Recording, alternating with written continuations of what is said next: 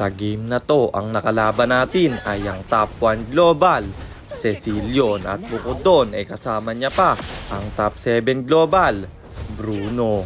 At kagaya lang sa mga huli nating video, nahirapan tayo sa umpisa at panoodin nyo hanggang dulo kung kami makakabawi pa. Teka, baka kilala mo lang ako at lagi kang nanonood pero hindi ka pala nakafollow sa page? I-follow mo na yan. Isa lang eh. At kung hirap na hirap ka nang paangatin yung rank mo, busy ka sa school or sa trabaho, ako nang bahala dyan. Mag-PM ka lang, nagre-reply ako. At syempre, may bayad yun. Kahit hanggang anong rank, pwede nyo ipapilot. Kahit anong hero, pwede nyo ipaspam. Basta may additional payment pag magpapaspam kayo ng hero.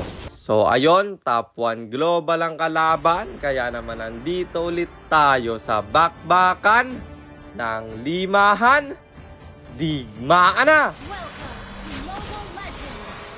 Dito tinry kong bigyan yung baba kasi Florin lang yung roamer nila at medyo malalim pero hindi namin kakayaning patayin. Tapos may respo pang gagawin yung Cecilion at Alucard nila. Sobrang bilis ng ikot nila, no, apat agad sa baba.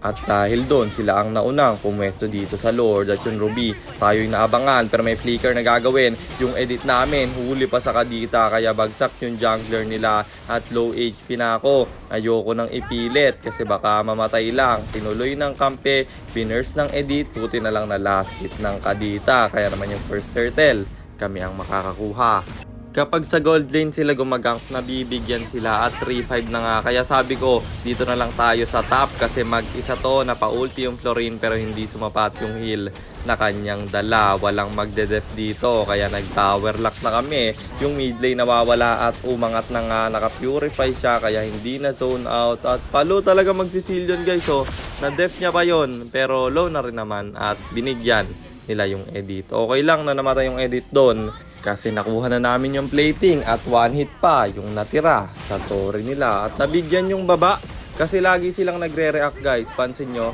kung saan marami doon sila nagpupunta lahat kaya naiiwan mag-isa yung nasa kabilang lane. At up na yung first turtle dito na aming sisimulan. Alucard dito, tamang tingin lang. Cecilion, tumupok na, napaflicker na naman yung edit. At Alucard, ang bibigyan, makaka-out siya kasi di mahuhuli ng kadita. Pero kinain niya yung pagbalik ng ultimate nito. At bagsak yung Alucard. Patay din yung kadita pero nakuha naman namin yung Lord doon at yung edit ayaw kumalma. Bibigyan pa nga sa loob ng torre pero mahihila ng Cecilion at na-trap na si tropa kaya nakakuha pa sila ng isang kill.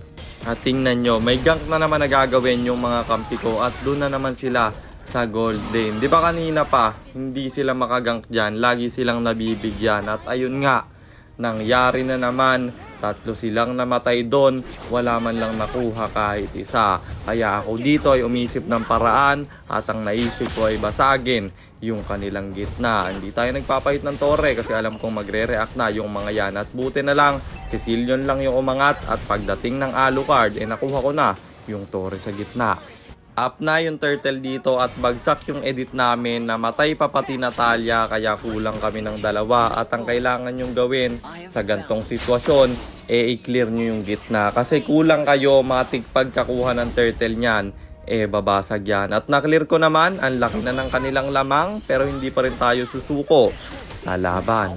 Dito ang lalim ng mga kalaban kaya aming inikutan at ang call ko bigyan natin kasi kahit apat yan, wala dyan yung Ruby nakaka-counter sa akin. Bruno nga ang aming nalak pero ang kapal ng heal sa kanya, hahabulin ko pa rin pero masyadong marami. Kaya Alucard na lang sana pero nag-change target at namatay naman ng Lilia yung Alu doon. Wala yung retry holder nila sa Lord na to at lumalim pa yung Bruno. Wala nang heal yan kaya pwedeng habulin at Natalia ang makakapatay sa kanya. Cecilion dito lumalalim pa. Mukhang bibigyan ng Natalia namin kaya re-respo na tayo men. Kaso nandyan yung Ruby kaya back na lang pre at mag-regen. Tsaka tayo bumalik sa Lord na yan. Bagsak yung Natalia namin kaya kailangan kong i-pressure to at Alucard ang kanilang mabibigyan. Wala na naman yung retry holder nila pero namatay din yung edit namin at tayo ay tamang pressure lang para mabaliw yung kalaban at pati si Cecilion babagsak na rin. Kaso namatay din yung Lilia at 3v3 ang mangyayari sa Lord na to. Basta nakita ko yung Ruby guys, out na ako dyan par. Dito nagre-red buff pa ako kaso binurst na pala ng kalaban yung Lord na to at sabi ko buy time nyo para umabot pa ako. Ruby ang kanilang pinuntirya pero makukuha na ng alo yung Lord doon. Ang problema nag-overstay na naman sila. Binigyan ng Natalia na galing sa likod at uubusin na namin kayo. Alucard at Bruno nananakbo na. May flicker na gagawin yung edit namin pero walang tatamaan at aabutan pa rin yung Bruno dito at apat yung bagsak sa kanila kaya kahit nakuha nila yung Lord wala din yung silbi. Tinry ko ipilit yung gitna kasi nga mag-isa siya pero top 1 global pala yan kaya bounce na lang.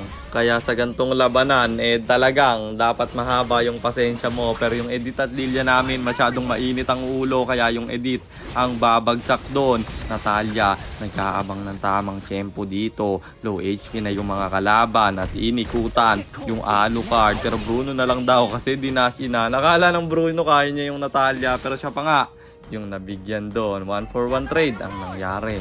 At up na yung Lord dito at aming sinimulan at binurse na rin. Pero ang call yata ng kalaban ibigay na lang kasi merong Cecilio naman.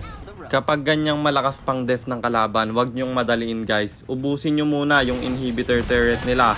Kung hindi naman kaya kahit kumuha lang kayo ng isa at kung hindi pa rin mag-intay na lang kayo ng susunod na Lord kasi yung ganyang may mga Cecilion, Lilia puro bigay lang ang gagawin niyan at mag-iintayan na magkamali kayo kaya kung hindi kayo magkakamali matatapos to pre nang kayo ang magwawagi. Pasensya lang talaga ang kailangan nyo sa mga gantong sitwasyon. Nakuha namin yung Torre sa top at hindi namin minamadali ito dito naman sa baba. Tumatapang ako guys kasi may buy and sell ako at para na rin mabawasan kahit papaano yung Torre nila. At sabi ko out na, hintayin ulit natin yung next Lord.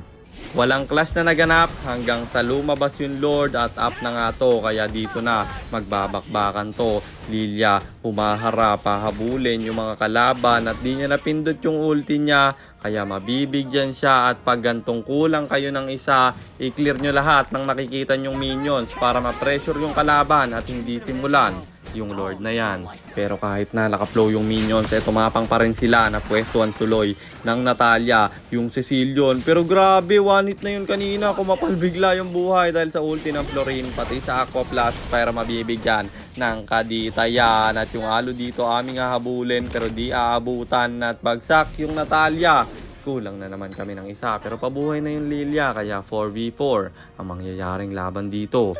At inunahan namin i-clear tong mid lane para kami ang maunang pumwesto sa Lord. Nasa gitna pa yung mga kalaban. Ruby ang check push sa kanila pero binurse na ng edit pati ng Lilia. I-zone out nila to. Alucard ko-contest pa nga at i-reset na lang. Lord dance malala. Tamang sayawan lang bago magbakbakan. Pero sila ay hindi talaga gumago. Iniintay nila guys na magkamali tayo kasi may Cecilio naman sila Kahit anong gawin namin, hindi namin yan kayang tapusin. Kung hindi, sobrang kunat na ng Lord. Kaya nag-blue buff muna ako dito at kumalma na lang. Kasi hindi naman nila ilo-Lord dyan guys Kami talaga papasimulan yan.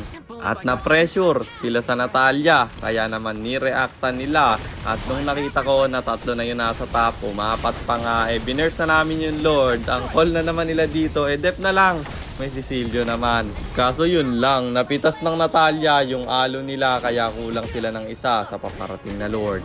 Dito ako naiinis sa kampe, yung hindi pa tapos yung laban, nagyayabang na agad. Minamalas yung ganyan guys kaya pinapagalitan ko pag may ganyan. At dito, balik tayo sa game. Bakbaka na nga. Sorry sa baba ang aking punteriya. Kalahati na yung buhay ko dito pero papasok yung kadita.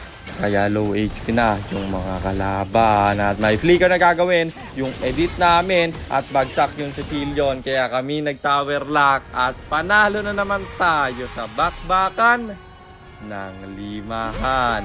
At kung meron man tayong matututunan sa content na to, ito yung wag kayong magkamali kapag iniintay ng kalaban na kayo'y magkamali. Kasi kapag ganyang Cecilion yung kalaban at top 1 global pa, sa depth talaga yan. Aasa.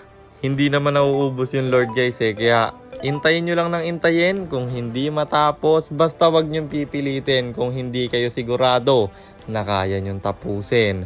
At yun lang guys, sana nag-enjoy kayo at meron kayong natutunan sa content natin na to. At kung meron man, paki-follow lang yung page, then isubscribe nyo na rin yung YouTube channel natin. I-search nyo lang Kapitan Jer. At i-share nyo na din yung content natin na to. Maraming salamat sa suporta nyo. Mag-iingat kayo palagi. God bless. Paalam!